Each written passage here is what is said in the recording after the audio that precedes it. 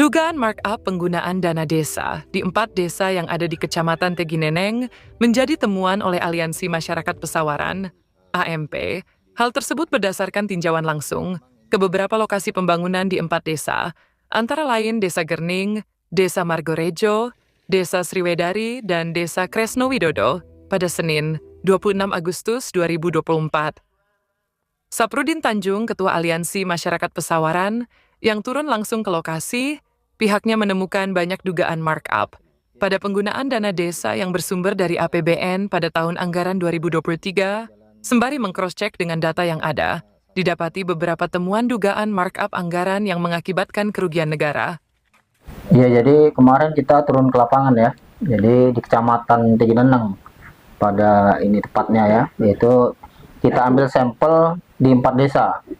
Nah, sampel ini secara acak aja. Kita semua punya APBD di semua desa kita punya. Tapi kita ambil 4 sampel, kita tujuan ke lapangan, dan kita hanya mengambil pada kegiatan-kegiatan yang notabene sama, gitu kan ya. Yaitu di Gerning, Margorejo, Sriwedari, Kresno Widodo kemarin yang kita datang ya. Nah, di sini juga memang yang kita lihat hanya sebatas kerjaan-kerjaan yang dari APBD sini yang luar biasa markupnya. Tapi sebenarnya juga bukan markup aja ini. Kalau bahasa saya ngerampok ini, karena nilainya bisa 3 kali lipat dari dana yang seharusnya gitu kan.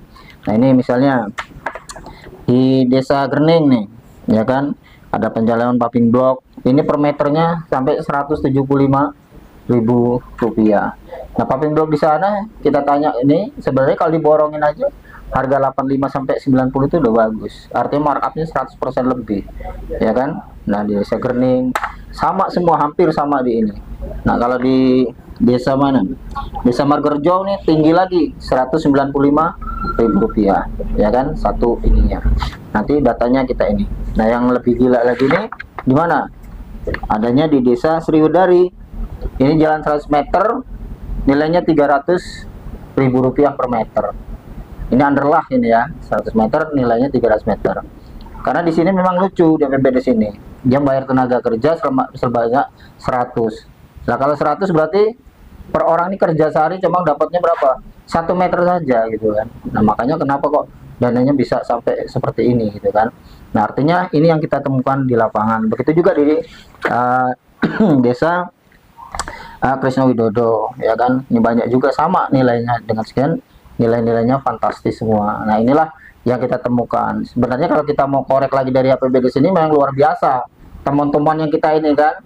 Karena di sini setiap kegiatan ya kan, kayak beli beli kertas HPS itu semua kegiatan beli itu. Kalau kita kumpul-kumpulin 1 tahun itu bisa beli sampai hampir 80 sampai 90 rim. 1 rim itu kan 500 lembar kan. Jadi sebenarnya desa itu perlu berapa gitu kan, nggak masuk akal juga. Nah, kegiatan-kegiatan jalan underlah, kemudian juga paving block ini juga kan banyak di beberapa titik. Nah, di setiap ini ada pembelian lori, ada pembelian semuanya gitu kan. Padahal pekerjaannya bisa saja balik sekaligus, nanti pakai sana pakai sini. Nah, mengapa anggaran ini supaya pembengkakan. Nah, itulah yang kita temukan di desa-desa, artinya di Kecamatan Tegineneng, dan itu kita ambil sampel acak aja, nggak kita pilih-pilih ya. Tapi sebenarnya kita punya PPDS punya semua kita, bukan hanya Tegineneng juga ya, kita punya di semua desa, di semua kecamatan yang ada di Kabupaten Pesawaran.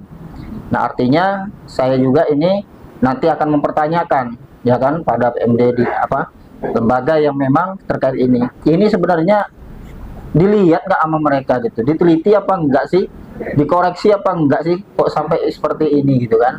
Artinya kejanggalan-kejanggalan yang ini kok nggak ada koreksi dari mereka gitu kan.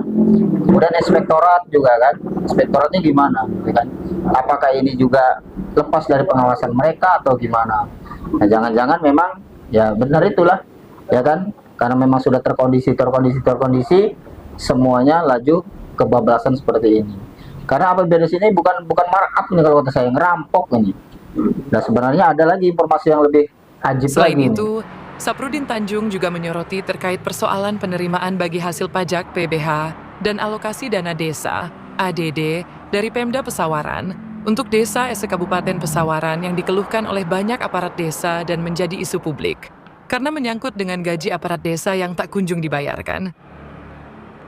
Ya, sebenarnya memang ada ya sesuatu yang lebih krusial dari sekedar markup, ya kan, artinya pembayaran insentif untuk kader yang tak terbayarkan gitu kan sebenarnya.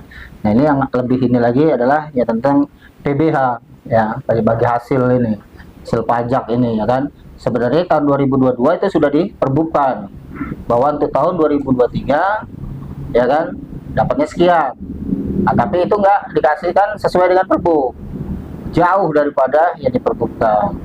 Nah, tapi tetap dapat BDS ini harus dilampirkan itu, ya kan, sesuai dengan perbu itu. Akhirnya pengadaan itu menjadi fiktif. Itu semua satu kecamatan sama, harus pengadaan kendaraan bermotor itu, ya kan, itu fiktif, nilainya sama, ini itu tidak dilaksanakan.